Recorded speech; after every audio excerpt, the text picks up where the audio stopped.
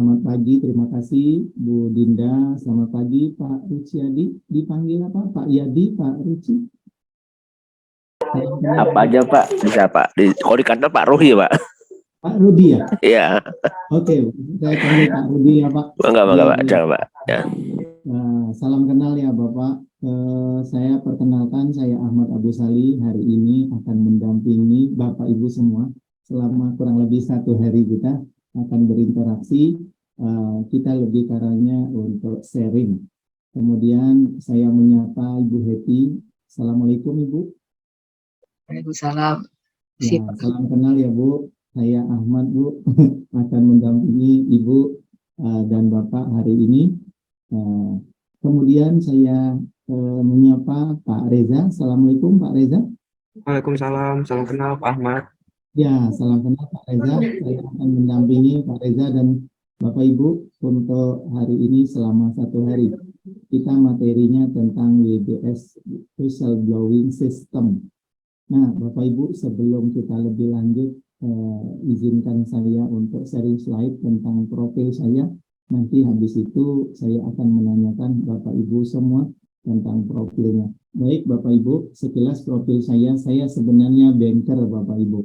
Nah, saya terakhir berkarir di Bank Commonwealth, kemudian saya juga pernah di UOB, dan juga pernah di DBS. Ketika saya di Commonwealth, saya banyak memegang compliance, sehingga saya banyak berperan mensosialisasikan peraturan-peraturan kepada teman-teman yang ada di bank maupun di cabang, ya, di pusat maupun di cabang.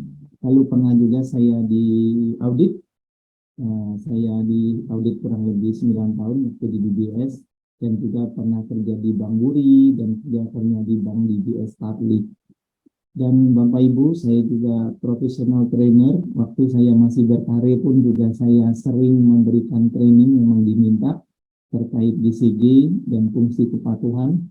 Dan tentunya karena saya pengalaman audit, saya juga banyak sharing tentang audit, dan juga ada juga bahas tentang kode etik. Nah, penerapan APBPT sudah menjadi makanan pokok sebagai orang bank dan compliance wajib memberikan.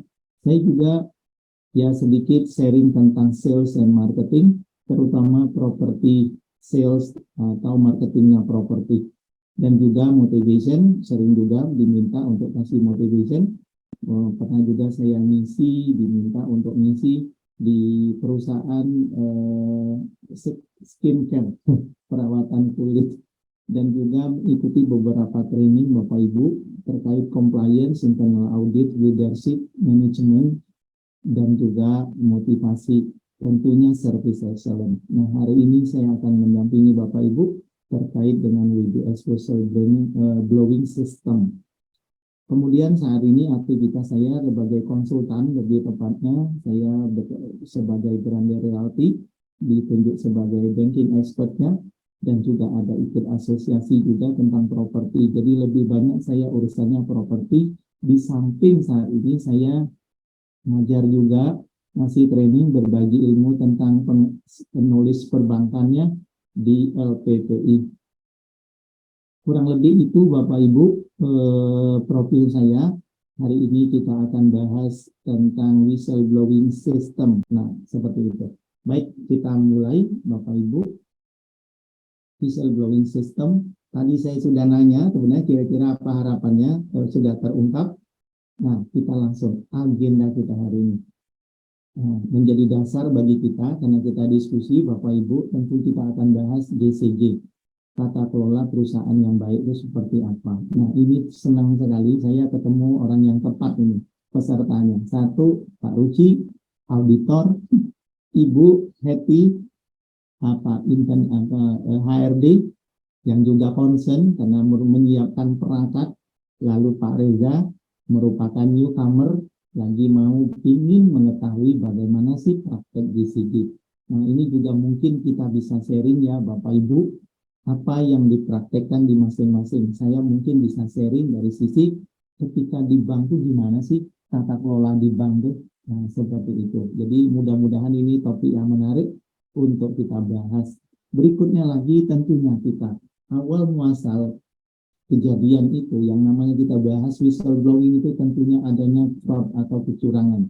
Nanti kita akan bahas jenis-jenis fraudnya seperti apa, itu akan kita ungkap detailnya. Lalu ya tentunya setelah terjadinya suatu kejadian adanya whistleblowing system atau WBS, sistem pelaporan pelanggaran. Nah, ini juga menjadi saat ini lagi ngetren. Kontrolnya sudah kuat, tetapi kadang-kadang keterbatasan. Namanya internal audit, orangnya terbatas. Kalaupun audit, tidak setiap saat audit. Audit pun sampel. Jadi sebenarnya pengawasan yang bagus itu adalah melekat di unit terkait. Melekat di unit terkait itu pengawasan yang paling bagus. Karena kunjungan audit berapa kali? Berapa lama? Keterbatasan banyak sekali audit gitu. Namun peran audit tetap dibutuhkan. Maka whistleblowing system itu adalah kita mengarahkan supaya sadar, risk awareness-nya tinggi, kemudian pengawasannya melekat di unit terkait. Nah, ini kita akan bahas secara detail. Dan tentunya ada implementasi daripada WBS. Bagaimana sih prakteknya? Nanti kita akan kupas. Dan juga nggak kalah penting juga kita nanti akan ada study case. Kita akan bahas tentang studi kasus juga. Kemudian kita mulai masuk ke good corporate governance. Sekarang ini sudah bukan hal yang bukan yang tabu. Tuntutan menjadi tuntutan untuk kita bagaimana menjaga yang namanya GCG, good corporate governance. Perusahaan yang menjalankan prinsip tarif biar gampang diingat, tarif keterbukaan, akuntabilitas, pertanggungjawaban, independensi, kewajaran dalam melaksanakan aktivitas bisnis. Itu pengertian yang melazim. Banyak sih definisi-definisi, tapi saya kok lebih nyaman menggunakan ini definisi yang paling yang ramah di kuping dibandingkan definisi yang agak ruwet gitu. Nanti pemahamannya ruwet juga. Bikin sederhana saja. Kalau sekarang saya sebagai compliance lebih salahnya bagaimana memahami peraturan itu adalah key point-nya, spiritnya, seperti itu. Nah, kalau kita lihat dasar hukum, Bapak Ibu, dasar hukumnya lumayan banyak di sini. Kalau di BUMN ada undang-undang PT, yang mengharuskan tata kelola yang baik, ada undang-undang tentang BUMN, tentunya Bapak Ibu, kemudian ada peraturan Menteri BUMN, nah tentang GCG, ada juga keputusan Sekretariat Kementerian BUMN terkait GCG. Nah ini semua ya ibaratnya himbauan atau aturan yang mewajibkan seluruh unit usaha wajib menerapkan yang namanya GCG. Kalau kita lihat apa menjadi tujuan daripada GCG? Tujuannya apa dalam penerapan GCG? Tentunya ya, mendorong pengelolaan perusahaan secara profesional, transparan, efisien, serta memberdayakan fungsi, meningkatkan kemandirian organ. Nah, ya tentu harapannya kalau misalnya perusahaan itu dikelola secara profesional, transparan, apalagi efisien. Efisien kan ujung-ujungnya terkait profit and loss. Ya, itu pasti akan bagus. Nah, meningkatkan kemandirian organ. Organ artinya organ itu berdaya. Gitu. Lalu, mengatur pola hubungan yang berkelanjutan antar organ utama perusahaan serta pemangku kepentingan seperti mitra kerja, masyarakat, dan lingkungan. Nah, ini juga. Jadi, perusahaan itu dibangun harus memperhatikan juga stakeholder. Hubungannya tuh harus baik. Bukan berarti perusahaan tuh bodo amat lah. Yang penting perusahaannya untung. Kalau lingkungan bising, lingkungan tidak terperhatikan, bodo amat. Nah, nggak begitu juga.